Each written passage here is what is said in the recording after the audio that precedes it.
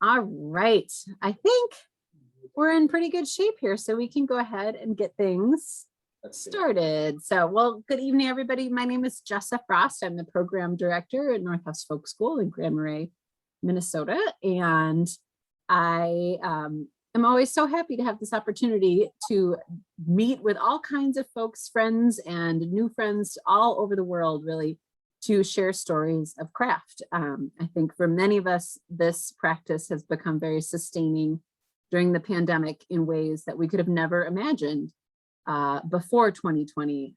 Northhouse did not have any digital programming before April of 2020, and now it has become a really meaningful way of how we try to keep our community connected and a wonderful way to share stories with communities of folks who are interested in these traditional crafts and in the folks who are keeping them part of our vibrant world. So we have a wonderful story along those lines to share tonight. It is a real treat to welcome some very dear friends of Northhouse. Fred Livesay, one of the founding instructors of the school, Jane Lawrence, Jim Powell, and Tom Dengler, who's been involved since the very early days of the school, who have a really inspiring and lovely story to share with us about how craft sustained them during the pandemic.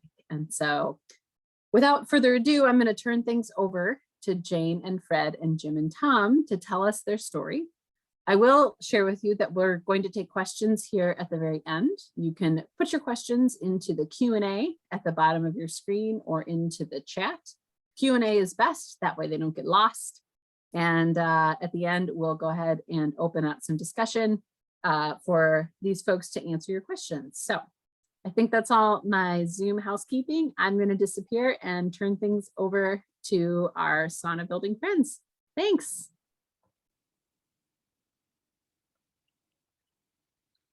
Thank you, Jessa, for the introduction. I'm Fred, and behind me, this is Jane here, and then Jim and Tom. And we spent our pandemic years building this Lafted Badstua. And did I say that right? Yeah. Okay, good. And this is our story, of course. And it was a much bigger project in the end than we thought, not as a project necessarily, but the reach of the project and the people we got to meet. So what we thought we'd do is, Jane, we'll talk about different aspects of it, but Jane's going to take over here. And yeah, so we've got a PowerPoint prepared, and a little bit into it, we're going to show you about a 7-minute video that covers the whole project. And then when that's done, we'll kind of take it one part at a time, the different aspects of the building project. And we've got a whole collection of tools here that if we had the time, we could probably talk all night about the different tools, but our plan is to kind of show you the different tools as they were used in the different parts of the building project. So I'm going to share the screen here. And so this is the finished building. This was after we'd all been vaccinated and could finally sit together and take a picture of it.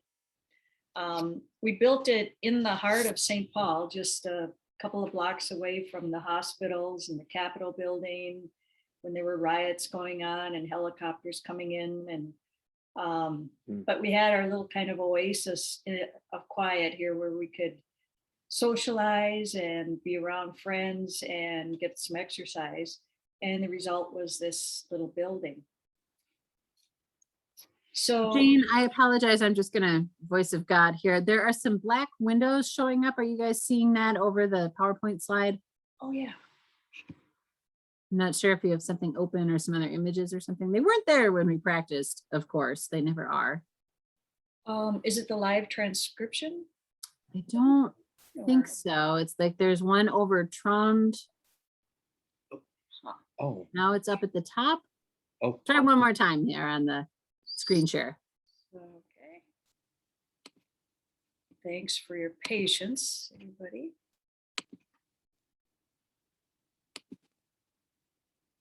Okay. Yeah, they're still there. Yeah, it's our window, it looks like. Let's see here.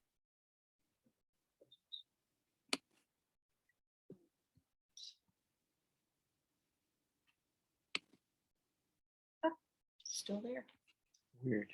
Are we just talking about that little black piece on the top? Yeah, one is North House. And let's see if I can get that. Oh, those aren't so bad. Huh. Do you have any other windows open on your desktop, Jane? Oh, one of them is gone. Okay. That's good. That's good.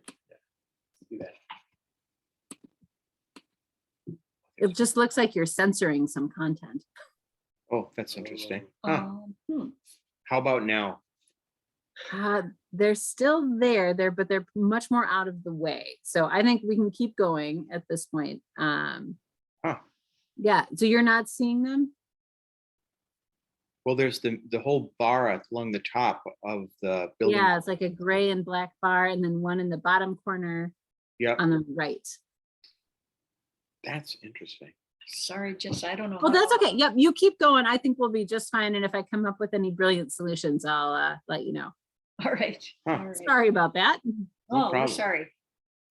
Well, this kind of got going thanks to a couple of really important people that we met through North House and through North House itself for allowing these kind of classes to even happen. But Peter Henriksen, of course, the timber framing instructor, met Trond Ueland in Norway many years ago and got Trond to come to teach a couple of classes. And so we built the Stavlinebygg with him in 2017 and then the Skjelter in 2019. And in working on those two buildings, we got a passion for this and we acquired some tools and we just didn't want to stop. So special thanks to North House and to these two people for getting us started. So these are the all of us. Eric and Ryan couldn't be with us tonight, but you see the other four of us here. And of course, Ivan was there. So now we're gonna tell you a little bit about how it got started. Jim, you wanna take it? Yeah. Well, kind of the very first thing was the shelter project at North House, where for the first The time, three of us were. Jane, Tom, and I met, and we met some other people too. It was a great class, and after that, we kind of discovered that Tom and I lived less than a mile away from each other, and Fred was a block away. And there's a great bar nearby Waldman that these two guys worked on and restored, that we would get together at every once in a while. And I for sure was talking about trying to figure out how to build another building, and you guys at least listened to me. And Jane at some point kind of got pulled in, and really started at Waldman one time when the four of us were sitting there, and somebody else can take over. It was literally the night they shut all the bars down. It was the last night that Walden was open for I don't know how long. But we were sitting there and we got kicked out by the owner. And we're like, we should do a project together. Yeah. And Jim was somewhere. We weren't sure where this was going to happen, but we just got the ball rolling. Yeah, and then it says there on the screen sourced logs, and so I had the bug, and I also was really thinking I might not be working a lot. I was kind of a self-employed carpenter, and I just wasn't really sure. Like I suppose many people weren't sure what was going to happen, and I knew there was going to be at least a week when it was really quiet, and maybe 2 weeks. And so I started looking around, and my aunt actually kind of led me to the logs. I contacted a few people, and in a few texts, an important thing came up, and it was pine plantation thinning. I had called somebody up near Grand Marais and asked them how they thought I could get logs, and they said there's got to be somebody in your area that's thinning a pine plantation. And so I was talking to my aunt, and I happened to mention pine plantation and thinning because I knew she knew a a logger, and that guy said, no, I'm not doing one, but I know somebody else that did just thin a pine plantation that was 25 miles from my house in St. Paul, and it was just a mile from where I grew up. And so I was like, okay, I'm gonna come look at him. And this was the start of the shutdown, and or maybe the day before, and I wasn't even sure how much I was gonna be able to drive. I really didn't understand the situation. So, but I was able to drive out there in my truck, meet the guy, and he had logs that were 8 feet, but maybe a little more, because the building ended up being 6 feet 4 on the interior. But he had 2 parallel piles of these logs, red pine logs, very accessible near a gravel road, easy to pull in and pick them up, that he was ready to get rid of. And so that was easy. I think there I decided to pay him for the first 80 logs. I think in total the building took about 90 logs, I feel like. And so we started running truckloads back and forth. I think I took the first load by myself because I went out there to talk to him. I'm like, okay, we're getting logs. And so he started throwing them off the pile. I loaded them in the back of my truck, got back, took a picture of it. And then we started. That was the beginning. Yeah. And so really the size of this building, like we didn't set out to build a sauna. In my mind, I was kind of more like thinking maybe this could be a little cabin, but we really started out interested in building a building again with axes. And I guess the other thing we forgot about is that the 3 of us, Tom, Jane, and I, had signed up for a class, a work study class. Oh, yeah, Yeah. that's It was right. actually 2 weeks in a row, which also corresponded right about this time. So we had, which got canceled. And so we At also had Northwest. that. At Northwest, It was a class Yeah. at North. And it was That's just, right. so it was just lined up perfectly, and we got started. And we probably did the next So the version. class really didn't get canceled. Right. Not really. Right. No, Yeah. we kept it rolling. Kept it rolling. Yeah. Oh. What, were you done? Oh, yeah. Oh, okay. So now we're going to show you the video. We ended up, when we finished with this whole thing, we heard about a folk art exhibition that was, they were putting out a call for entries at Vesterheim, and we decided, well, it had to be something that was built during the pandemic because of the pandemic. And we thought about it, and we thought we probably met the criteria. So we made a video, and we used it to enter the juried exhibition. So if I can get this to run.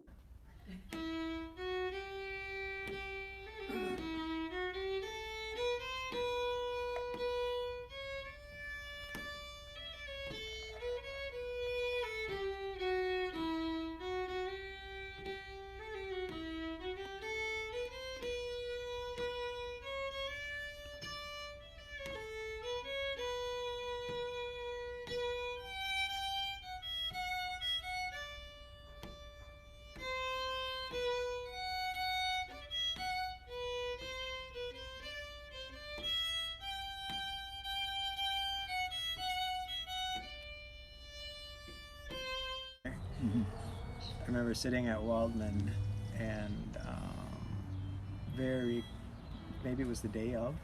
Was it day Waldman was like getting ready to It was shut their down? I last think it day, was. and It we was the were last there day a they were little going to shut after down for hours. COVID. Yeah, Yep. right. And I think that was when we decided to do it. Yeah.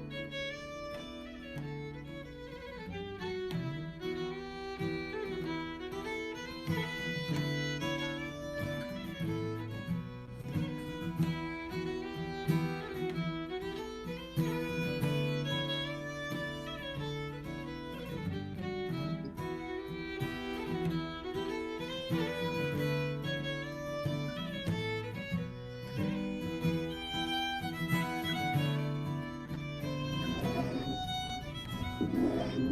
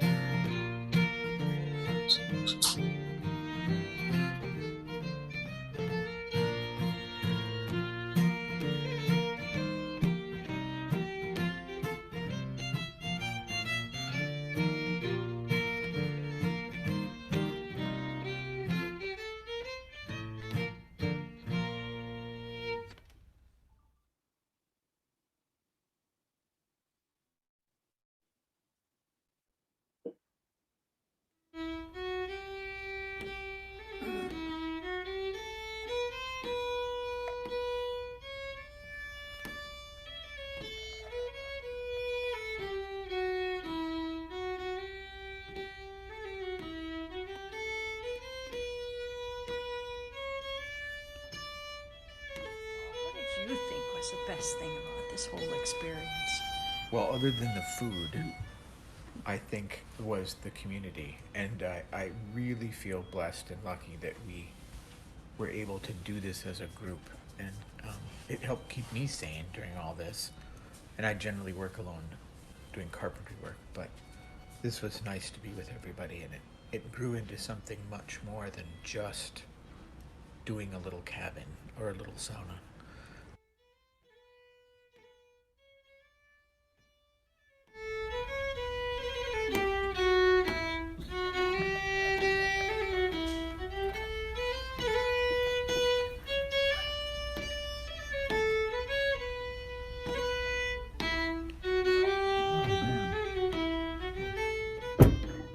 Here's through the trees. Through the trees. That's a good place to start. That's a very place to start. And to the blacksmiths. To the blacksmiths. To the smiths. Is that Catherine calling me now? That's my phone. Oh. Make sure his tail doesn't knock that outfit over, because that would be like.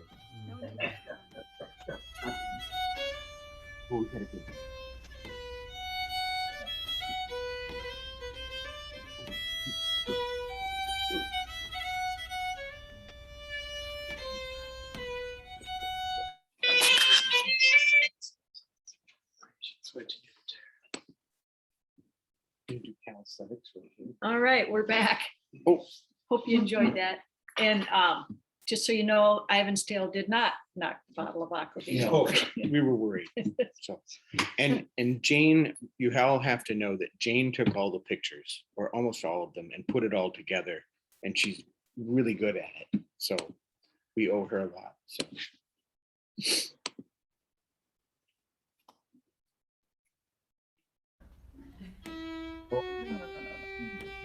Sorry. Oh, is it? Oh, we're getting there. Okay, Yeah. sorry about that. You're talking about this now? Oh, sure. I don't know if we're quite ready. Hey, Jane, if you can, when you share your screen at the bottom of the white box, there's a little checkbox for video optimization. Yep, Unclick it. unclick it. Okay. If you're done with the video, yeah, that should, I won't even say it. We'll see. Okay, thanks, Jessa. It's very complicated. Yeah. So, Oh, I'm talking Tom? about tools. So- Oh, Yeah. Yeah, a lot of the tools that we used on this, well, the two big lofting axes. The lofting axes we used, we had made by Oyvind Clausen. When Fred and I did a project together for building a lofted sauna with the KJ, Gittel Groven, up in, we were on the Brule River up in Hoagland. Hoagland, Minnesota. Yeah, and Tom was kind enough to order 5 of these things. And we each got one at the end of the project, which was hugely helpful. Using these ever since. Yeah, this axe I hewed with too. We started out the project really kind of starting to pile up tools. We had some to get started, and so this turned out to be just a fine hewing axe for me. And it's also the axe that we use for all of the notching, almost all the notching. We maybe used a forest axe a little bit to start, but This is another smaller one that we use. This is a small lofting axe from Howard Berglund in Norway. The guy who wrote the book, the blacksmithing, Norwegian blacksmithing book. Yeah. And then we have Jane's axe, the Hordavila, a really big one. Which is, who made this one? This was a Turrier Granos, yeah. Is that the TAG? Yeah, Mhm. TAG. Yeah. And that is, there's a guy lives over in Minnetonka, and that's his uncle. Okay, Yeah, John Axelson. Yeah, we'll have to talk more about that. kind of interesting, all these funny Minnesota connections. This one's yours, right, Fred? Nope, that is, Oh, that one I got from Tron. Yeah, this is the one you. Yeah, that's a moose stud from Tron. Did we end up using I this one at all? No, We didn't a have little this. bit. one, I did had we? it reground during the project. okay. What else? We Should used we- for the scribing. Oh, yeah. Should we talk a little bit about the soot snug? Oh, the That's soot next, snug. Yeah, that's perfect. Yeah, so describe using that. It's basically the Early great chalk. grandfather of the modern chalk line. And instead of a hook, you've got a This- little chisel. This drives into the end of the log, and then you just use stretch out the line, and then you just one piece of is this alder? This is alder charcoal. Yeah. If it's older, yeah. And then snap a line on it. Yeah. You can see in the picture, the little pelk is in the right picture is driven into the end of the log. It's already laid out.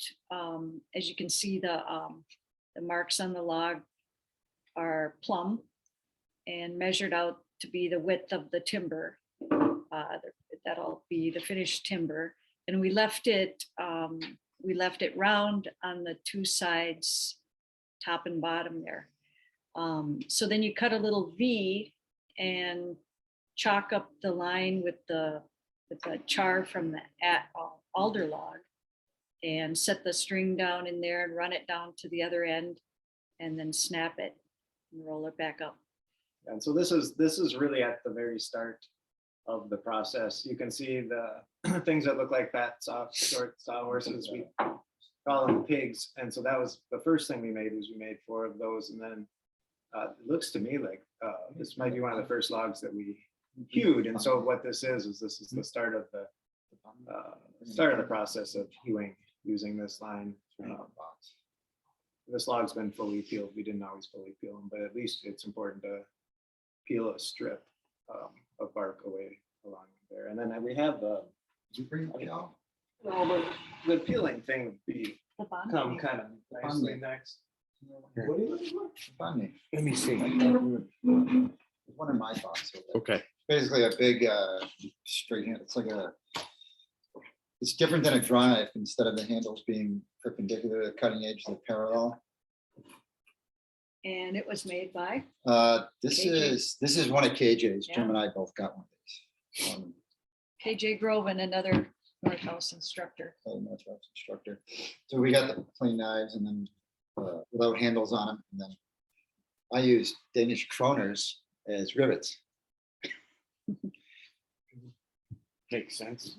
And this is what we use for peeling the bark. We go on to hewing, I And think, the right? peeling. Yeah. So, yeah, we've got a few slides now on hewing. Again, the logs were set up onto the saw pigs, the short little sturdy supports, and then they were dogged in place with log dogs. Jim's got a couple of log dogs here. And the positioning of those, so here's a log nut.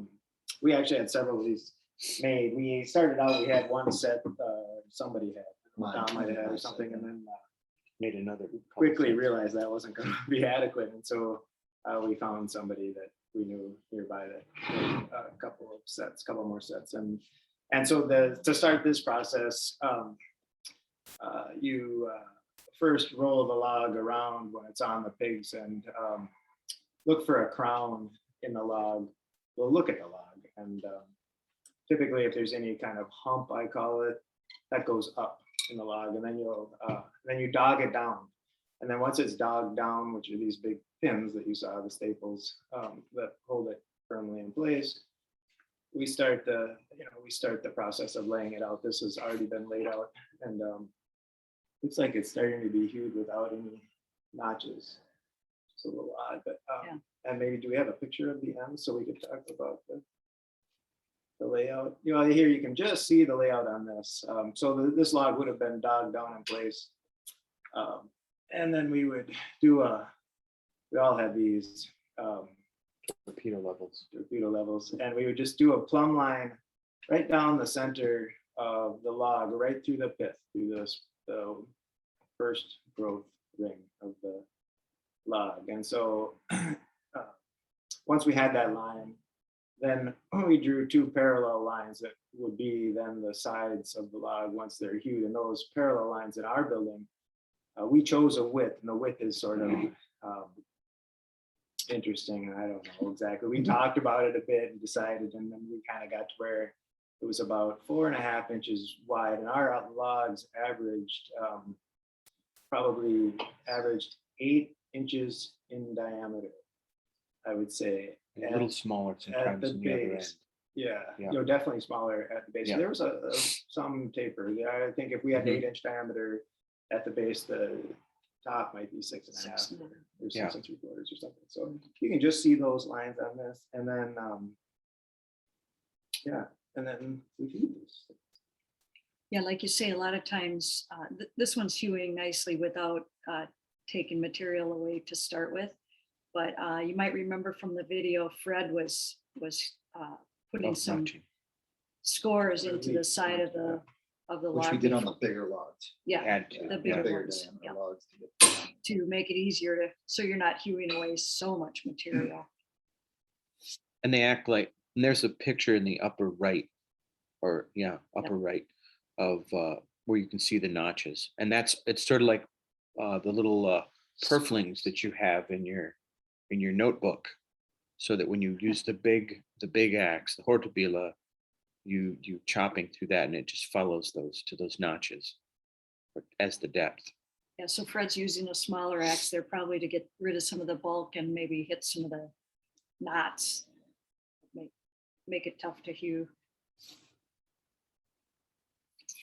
Okay, this is just another time-lapse video showing some hewing. and when that started, the bulk of the material had already been taken away. So there had been notches on there, and then quickly Jane knocked those off, and then she did the last round of hewing with just where there's just a thin bit left to hew, maybe a 1/4 inch or 1/2 inch. And that gives you a nice finish on the log. And I didn't wear that shirt every day, but only about 95% of the days. Ah,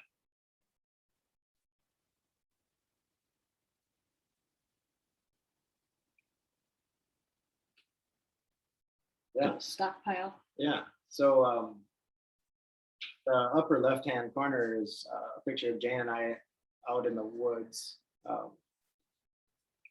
in front of the pile of logs. That's not the pile of logs that we took, and that's the pile of logs we took from. And so we selected logs out of that, and we had a number of considerations. It was very nice if we could find straight logs, and it was nice if we could find logs that were in the neighborhood of 8 to 10 inches in diameter at the base. We were okay with taking 7.5 inch diameter logs. We also paid attention to knots. Some seem to have more knots than others, and those were difficult to work with. And so we threw the logs off the pile, put them in my truck, and then on the lower left, you can see a pile of logs that need hewing and a pile of logs that's been hewed. And we then on the right side, there, that's starting to be, that's not all the logs that we had hewed at the time, but that's starting to be where we had a significant number of the logs hewed, and we hewed at least 70% of the logs initially before we started building. And then we started building, and probably the next slide will be building. Yep. So this one, we've got the stones down. You can't see those. The picture on the right is the first course, and then first course is in, and you can see the floor joists are in too. There's one floor joist there. And that shows the notching, which I guess the picture on the left is pretty decent for how we started to lay them out. We would position the logs in place and dog them down, and that was a matter of plumbing them again, because we still had that center plumb line through the pith. So we would get that plumb, and then we would line it up, in the 4 directions, and dog it down, and then start doing layout. And we went through a variety of, well, at least 2 different layout ways, and ended up, and they were closely tied to the way we learned to join logs in the class at North House. I found out later that we actually did a little variation that I wasn't aware of, but so on that picture on the left shows the most outward lines are lines for the cheeks. And then you can see that we have the notch laid out there, and also in the log below it's we started. Usually we get that started, and we can maybe answer questions about it. There's detailed questions about actual Joinery. too much more in detail about how that went. Yeah. That's, But yeah, so he did actually say cheeks. That's what the facets on each Yeah. side of the notch are called, or the joint, and that's kind of unique to. It's pretty unique to Scandinavian. it is. Joinery. And well, in parts of Russia. Is it? Yeah. And I think that the thing that people don't know is that because these logs are green, they're shrinking. And as these joints, these joints, the way they're made, they get tighter as they shrink. So, and they stay waterproof. They shed water. And I guess quickly on the picture on the right, that is a completed joint, and you can see the notch in the bottom of the log that's on its side. That one, that goes along. That's pretty much a complete.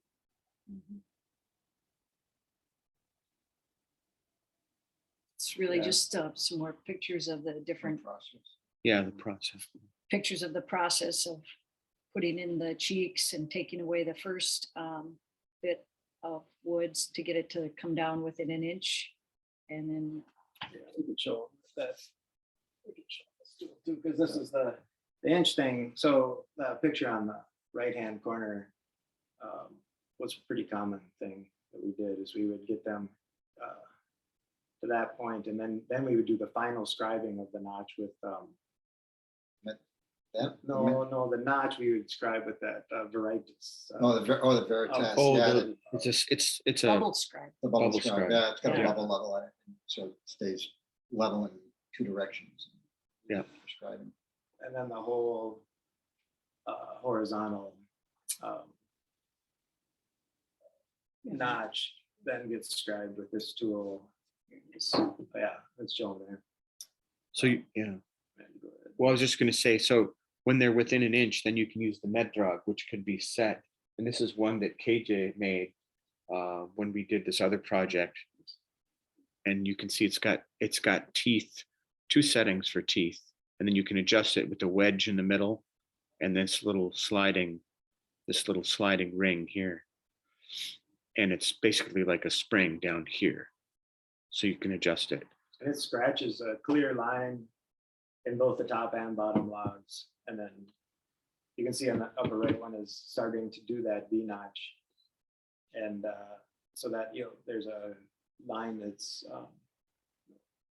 dragged into the log, and then we took a pencil And to make it more obvious So to it's see. kind of highlighted it. And then did the V yeah. notch too, just with axes. There's other ways to do that, but that's how we.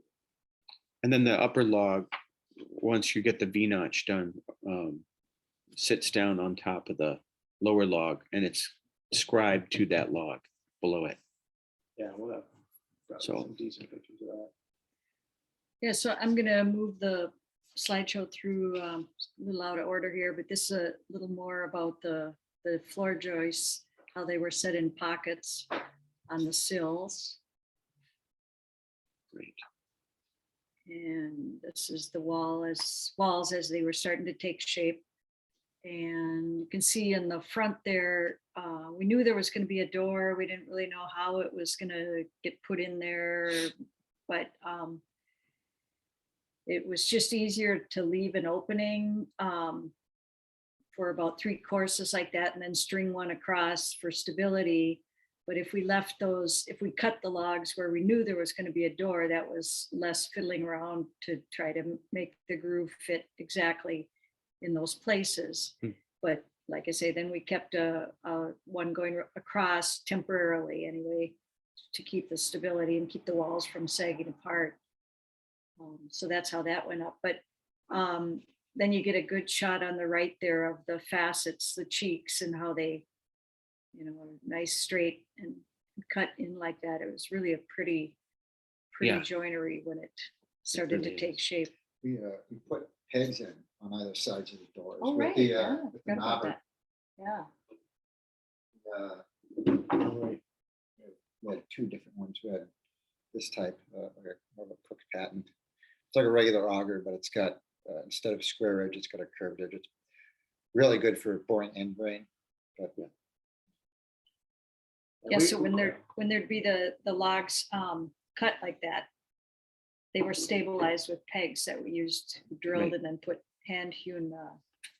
Yeah, pegs in we there. only pegged this building that's on another- either sides of the door and window, and then also at the gable ends when there was no Right. corner joint to hold things together. But otherwise, we didn't peg this building. Very sad. That's more of a traditional knobber, Norwegian, made by some blacksmith. No idea how old it is. Very nice. So then the door and windows. Yeah, so we were working on the door, and Jane mentioned how, we really left logs as we worked our way up. We left the logs whole all the way across, and then we would, if we had 4 logs stood up or in place, then we might cut out 2 or 3 logs below, and we worked our way up that way. And so here's the last one. This is the door top.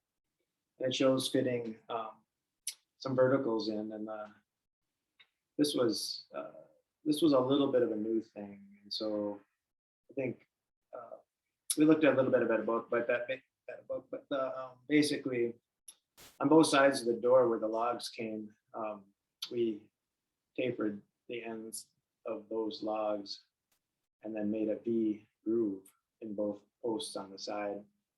And then both posts, or the door frame posts, have a mortise and tenon type joint at the top and bottom. And we tried to, I tried to kind of taper the tops of the posts to allow for some settling, because this isn't a very tall building. So like the side walls are about 5.5 feet.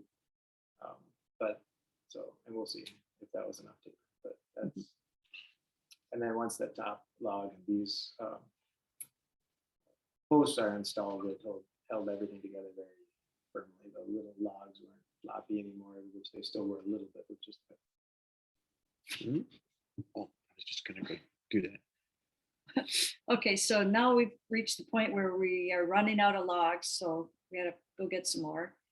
And also it was getting hard to reach, to keep lifting the logs up and down. So Tom stopped by one day and he only had about an hour, but he looked around and he said, I think we need a scaffolding. And then then he reached over and he grabbed a big handful of chocolate covered espresso beans. And 20 minutes later, Yeah. That's He about threw them it. in his mouth and we weren't sure what would happen, but he went to work and he built the scaffolding in record time. Yeah. Yeah, so that's our picture on the left. And we had 2 different heights we could set up, which really was helpful. Yeah. Yeah. We just screwed it to the. Especially for short guys like me. So now we're into the gables and purlins and Yeah, so so the I think new things in this picture would be, the gable ends, and the gable ends, you can see a nice clean line at the top. Those the gable end logs were all just left long, and we cut those off afterwards. The purlins, we got a little bit larger logs for the purlins. We were interested in a substantial overhang on all sides, and then and so we got those a little longer and also a little bigger, just to be real beefy. And on the left, you can see me with a little purlin, or no, a little, what do you call this? rafter. Little rafter, but you have a special name for me? Well, you don't. Okay. Scotland and Okay, Yeah. Yeah. Okay. rafter children. Little rafters, and that's something we learned in the class we took, building a little shelter. And there's that's a nice way to have a nice big overhang. It's also, the building we built had birch bark and sod roof, and I guess, well, and I think any building has the likelihood that a rafter end will rot sooner than really any other part of the building, probably. And so having those little rafters makes it so that, and on a bigger building, I think it's more of an advantage. On this little building, it's less, but you can, without too much difficulty, slide those out. And because those are tapered, they're thickest at the outside end and narrower at the end where they go inside the building. I think we have a fairly good picture of it. But The next one, I think. Yeah. yeah, so there you can see they're notched into the middle purlin and then also notched into the log below. But those are made in a way that you can pull one out. It's not like it'd be perfectly easy, but you can do it. And I guess on the picture on the right here, we're pretty well wrapping things up. We put, we didn't know the home. We didn't know where this building was going to go. And so there we just kind of, we have the roof boards on what we guess I call the roof sheathing. It's white pine is what we had. We knew of a person that had milled some stuff about 20 years ago, stacked up in their woods, and 2-inch thick, milled with a portable sawmill, and we were able to get that, which was nice. It's nice and heavy and spans well, and so you don't have to. You can have kind of a wide spacing and beef it up. And we temporarily covered it there. It looks like we probably have to around it. Kind of a view from the inside to see what the short rafters look like from the inside, and purlins. Yeah, you can sort of pick them out on the left. You can see the different coloration too of the logs. That happens over time. It also seems to fade a little bit. And so that was the day we got the roof on, just as the first snow was coming. Yeah. Yeah. And you can see the door, we did make a door, for it. The door is poplar and glass panels, and screen. The door is mortise and tenon together in sort of a rough way. The poplar was also from that same woods, where the building ended up. Actually, we took the building up to where we got the floorboards, which are poplar, and then the pine boards are in the roof. That's a nice little wood stove that we got. Salamander. Yeah, tiny. It's a salamander stove, and it is tiny. It's about the size of a small cooler.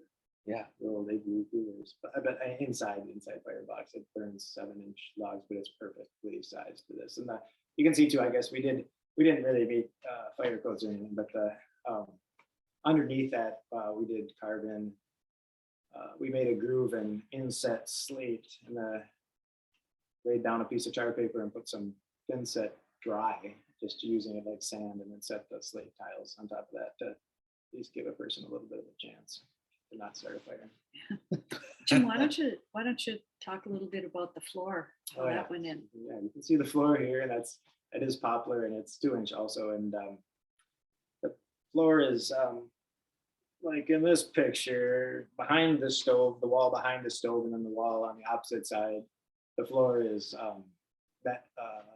those sides, those boards were tapered along the whole length of them and fit into a notch, like The first level of the first set of notches. I don't know, but anyway, it's kind of V-shaped. It's where the logs have been scribed together, fit in there. And then on the ends, we notched out about a 1/2-inch deep groove that went the whole length. And we were able to. It was a little longer on one side than the other, so with a little extra notching, we could put the boards in and slide them down. And I guess I made these too. So it's a spline. We splined them together. The floorboards are splined together.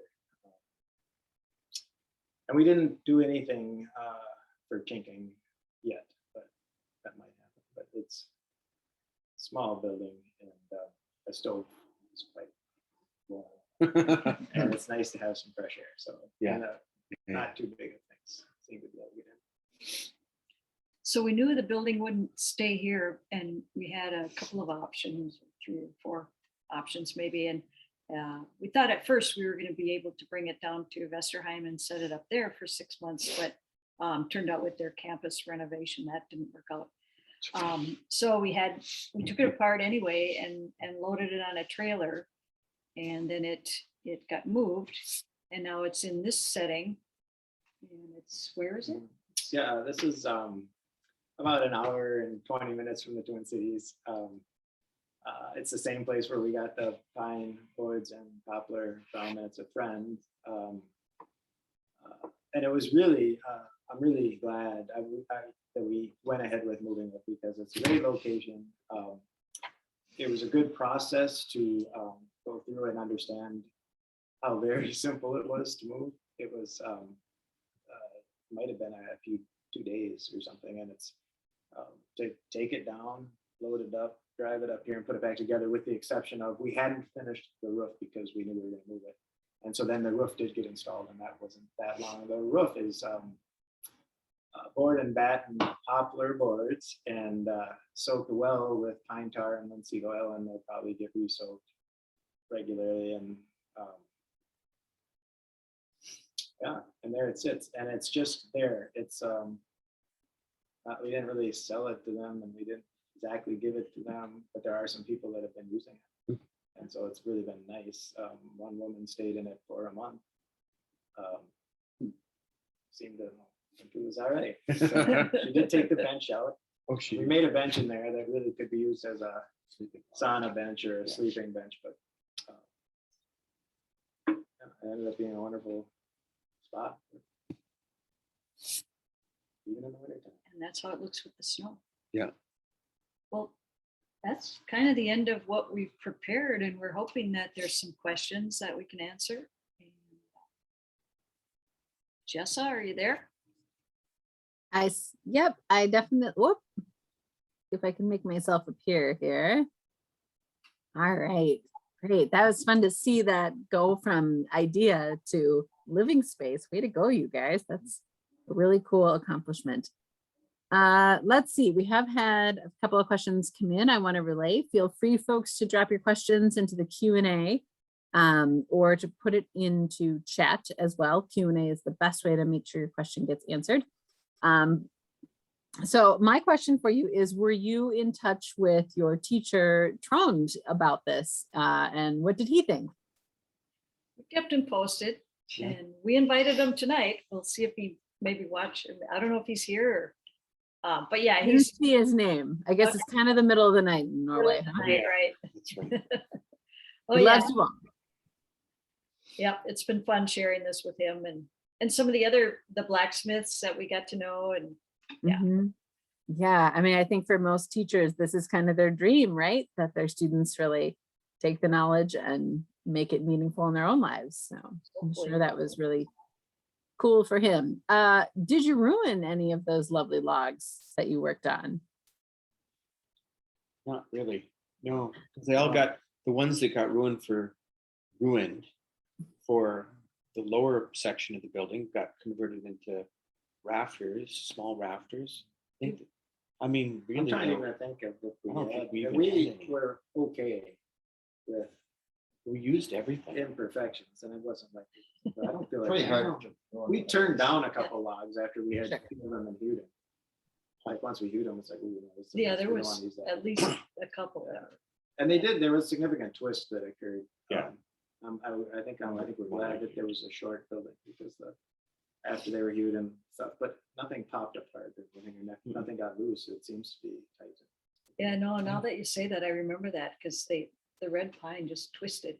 Each one we had almost straightened out as it got toward the top because they had dried, Yeah. twisted. Mhm. Yeah. Now I just make them shorter. Yeah. Couple questions about putting numbers in. So how many average hours per day? How many people were working? How long did it take you to finish? What's the total number of hours to finish? Did you do any tracking that way? Not super, but we did, I do know that we spent about a month with maybe an average of 2 people working to get the logs, and our method of getting logs wasn't perfect because it was about 10 or 12 trips, over time, but getting the logs and hewing. And after that month, we had the foundation stones in. We dug holes and did some things, but mostly it was just stone on there, and we had a couple of courses done.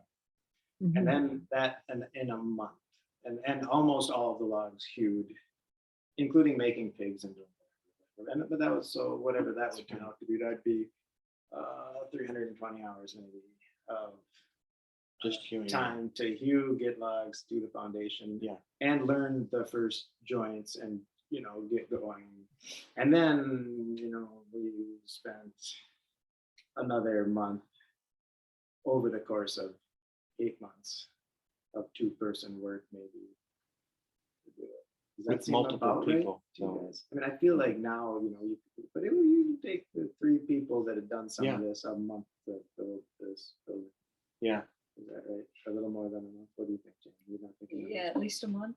Maybe a month and a Yeah. half. I mean, after you've had an experience doing it. Like Yeah. the first time. And it's a good learning curve.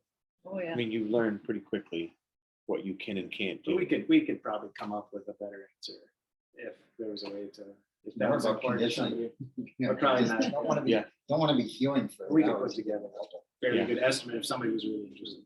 But Well- we'd have to get back to you. I mean, Mike was saying that he said about 6 hours. Isn't that about what he can hew a day? Yeah. Well, I was hewing 4 logs a day. And I Like, was then hewing 8 to 2, 10. so Yeah. at like, yeah. And so, and that, Yeah. and so, yeah, and there's 80 logs, so if I had hewed them by myself, it would have taken 20 days. Well, Of just hewing, Just hewing. maybe No. 22 if you were going easy on yourself, Right. No, taking a day off every 10 days. Yeah. Yeah. That's a lot of time. Let's see. How did you determine the roof pitch? Well, You I always had hoped that it would be a birch bark and sod roof, and it still might be someday. What we really have on it is temporary. And so the building that we built at North House was built at about that pitch, which is a good pitch for birch bark and sod. It's like a traditional pitch, and I can't say exactly what it is. 312. I was gonna say like 512, but we can. Okay. No. Come visit us at North House and you can look at it. Yeah. Anyway, that's how we decided it. It's a shallow For birch pitch. bark, it's not as steep as. Yeah. Let's see. Ooh, some questions about, oh, here's a real detail-oriented question for you from our friend Joe Donahue. What was your hewing height? Hewing height. Looks a little higher than the traditional position. I mean, like maybe the How high were pig. the pigs? Yeah, I think that's probably what they're saying. And I'll tell you, that was pretty random. We got some pictures. Jane Yeah, texted me some pictures of some pigs that she had used. And that Yeah. was so, but the actual dimension would be like, the pigs themselves are 18 inches high, I would say. 18. 16. Yeah. Show us, I was gonna say. if you can, Jim, show us your, like your stance, since we can see you, your tongue. Well, we're not very well. Just use your imagination. Ron had really nice stance. And We'll move out of the way so you can see If it. folks haven't seen this before, it's an astonishing amount of work to watch a human do. Yeah. Yeah, well, so maybe I can remember, but then I generally stood over the log, but I would say I was hitting a log right about there. Sure. The bottom of the log was down. You guys can't see the floor maybe, but Yeah, we can. you really should try and keep your back fairly straight and bend your legs a lot, almost like you're in a kind of a upright sitting position. You go like that, and some people go forward and some people go back. This is the axe that we did. I did most of my hewing with, and it's not the hewing axe, it's lafting axe, but you can see how nicely it turned Lots out. of pitch, lots of time to pitch on. Yeah. Yeah. All right. Thank you. That was a great question. Talk to us about sharpening. Well, hewing, how often were you stopping to sharpen? Once a day or Yeah. So Honing. Yeah. honing, right?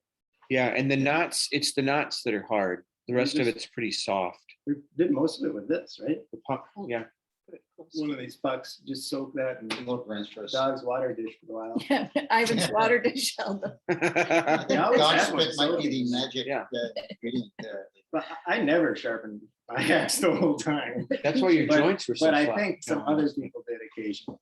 So I sharpened a lot. Yeah, When Fred I'd was our show up. sharpener. Yeah, Yeah. so I wouldn't be surprised if there was a week in between times when my axe got sharpened, unless you sharpened it every day. Well, Fred was I too sharpened a nice to lot. Yeah. Because I'd then he sit didn't and have to sharp- hew, he'd sit. So we don't know how long. But it doesn't hurt to have a sharp axe, that's. for No, sure. yeah. That's cut everybody nice enjoys joints. that. Yeah. And it's Another question about the axes. Are the large hewing axes one-sided hewing or double beveled? And Double. can you Double spell the type of axes they are? I Can- can drop it into chat if you can spell. How do you spell it? Yeah.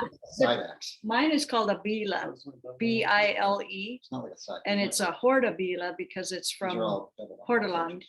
in Norway. Okay. And And yeah, then, yeah, well, then I was just say the others are a typical telemark pattern Mhm. that I'm trying to think. Yeah, the one Jane has has got that different curve to it, I different guess it is. shape. So it is on both sides. I didn't believe them. so this one, Peter Henriksen had a hortabila made by Tarja Granos and No. brought it back when he was over there.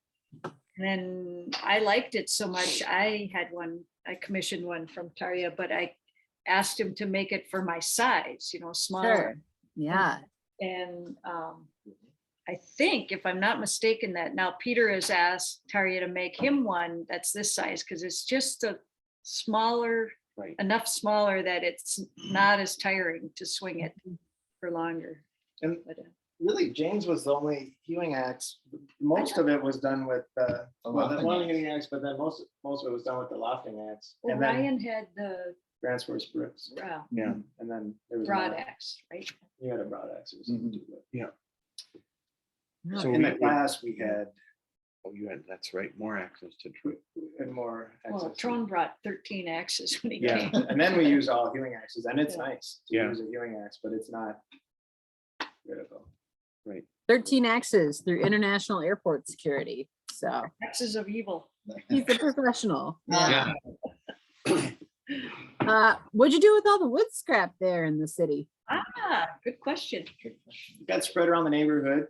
There's people, yeah, mostly spread around the neighborhood, although it was really nice to have it there, and there's still plenty in my yard, but yeah, it got spread around the neighborhood, and while we were building, we Community wanted garden. it on Yeah, the that's ground right. because it kept the ground so nice. It wasn't Yeah. muddy when it rained. You know, it's Yeah. just, and it was Better for the- covered with inches thick of chips, but then, yeah, some went to a community garden.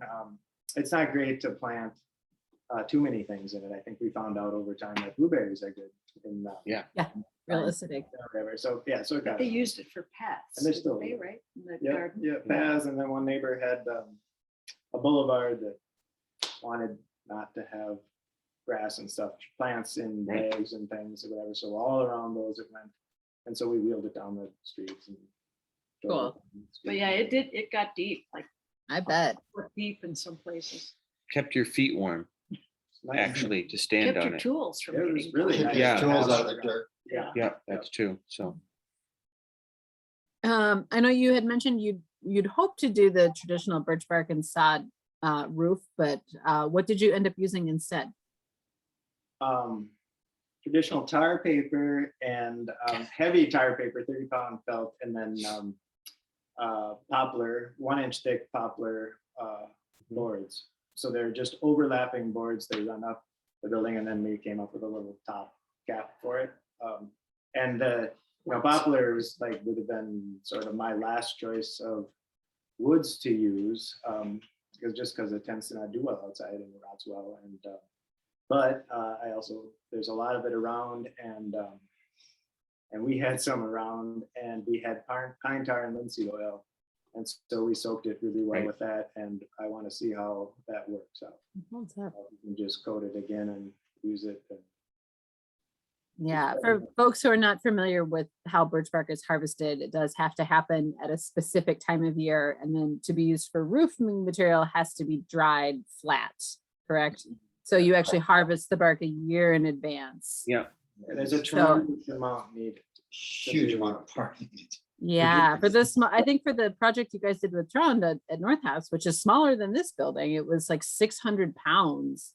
and It's that's huge. a lot of birch bark. That's a Holy lot. The building we did with Tron is bigger. I think it's bigger. Yeah. But it was like 600 pounds wet or Mhm. fresh, wasn't it? 600 pounds, yeah. Yeah, But and the it's layered by multiple layers, like 5, Mhm. 6 layers. 7. Oh, is it Yeah, 7? that one's Oh, okay, 7, he yeah. said Yeah. 7. Okay. But I mean, so one of our things was we wanted to always get stuff locally if we could. That was something. And then, we did have people coming by all the time because there wasn't anything else to do but go for walks, so Yep. would come walking by, the mailman would stop and talk to us. And we really liked to be able to, that's kind of one of the things we wanted to do was to carry, Tron taught us this, and we want to teach it and Mhm. move it forward too. So having the people come by, and then, we're still not really sure if the building's going to stay where it is or if it's going to go somewhere else. But what we talk about a lot is having it somewhere where it's going to ignite fires in people that make them want to learn it and try it themselves. So Mhm. Yeah. Let's see. Oh, so many good questions. Do you have another project in mind to work on together? Not, I mean, there's. Not big. Well, we have it in mind, but Not as bigger project, but what there's we- several things that could happen.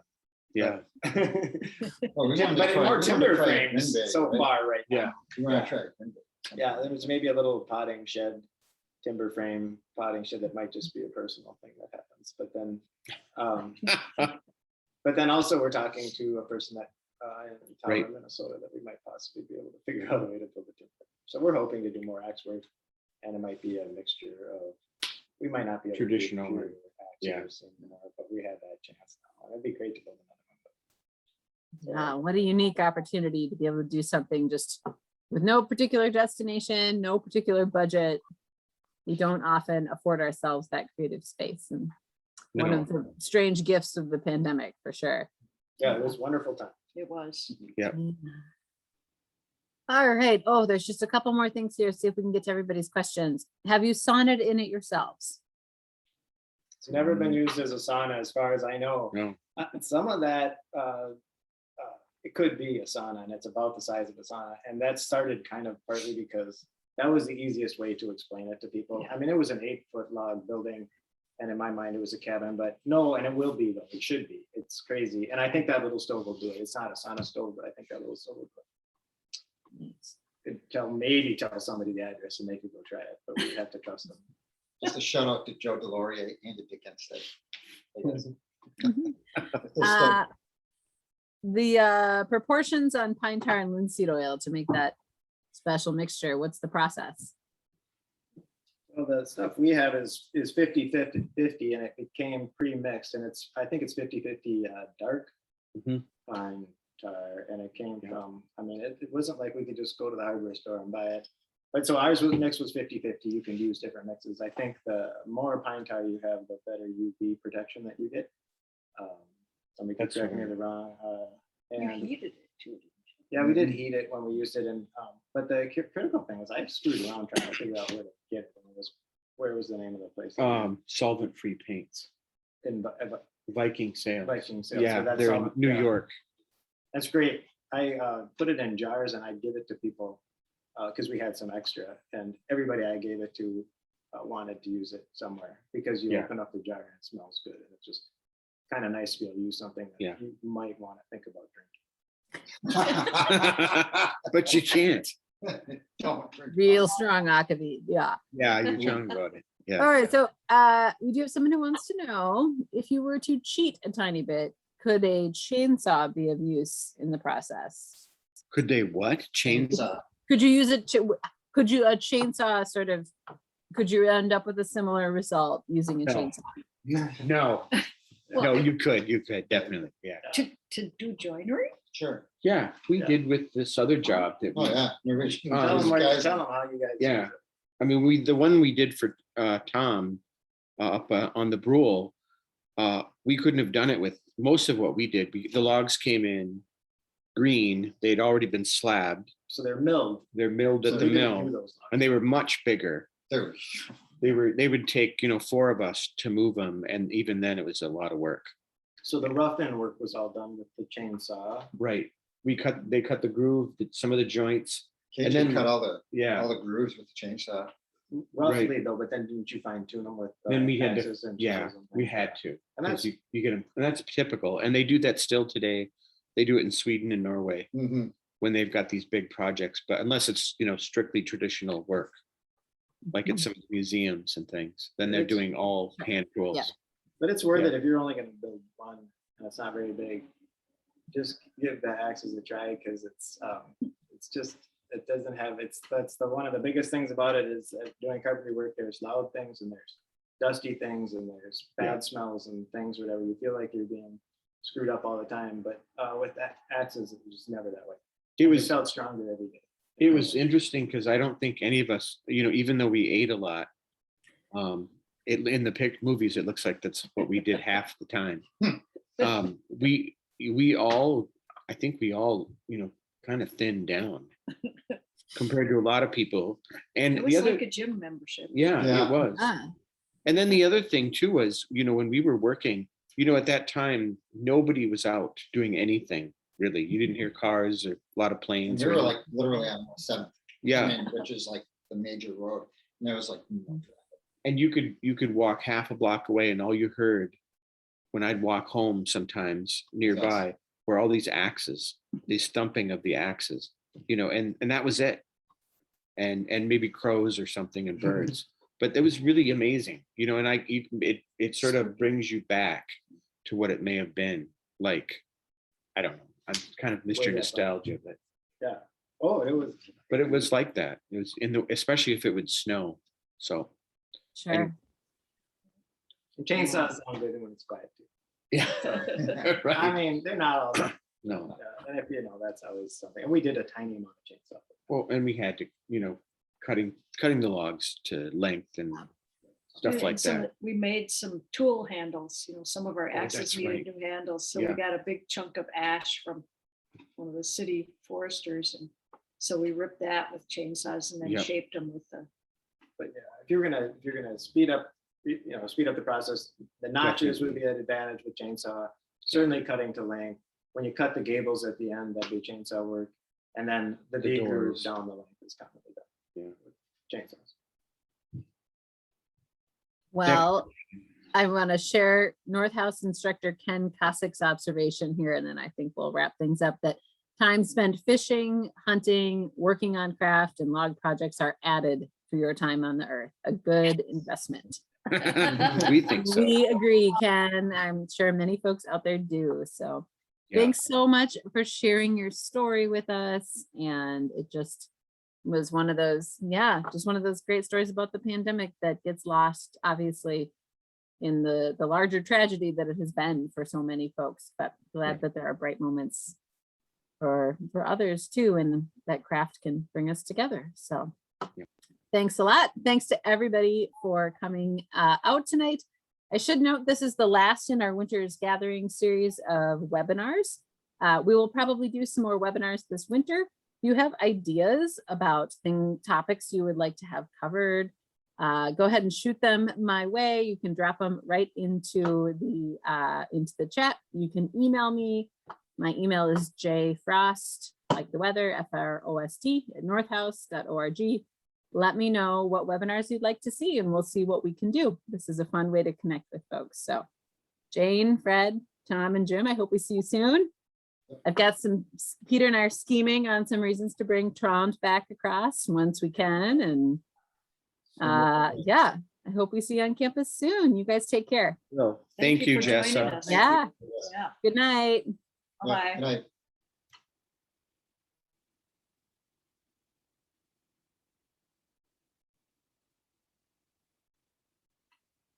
No, what should we do? Haven't had the pre-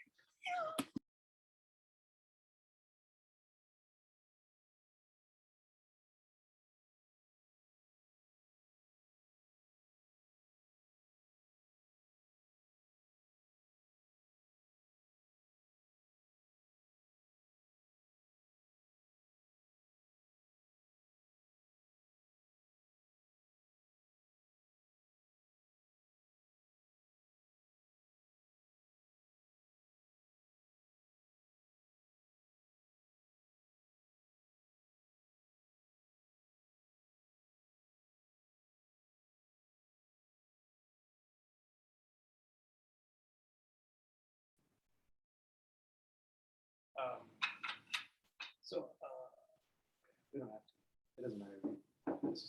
For Hey, me, Jessa, For me, it's a matter of. Oh, you're muted, Jessa. She probably. that was really good.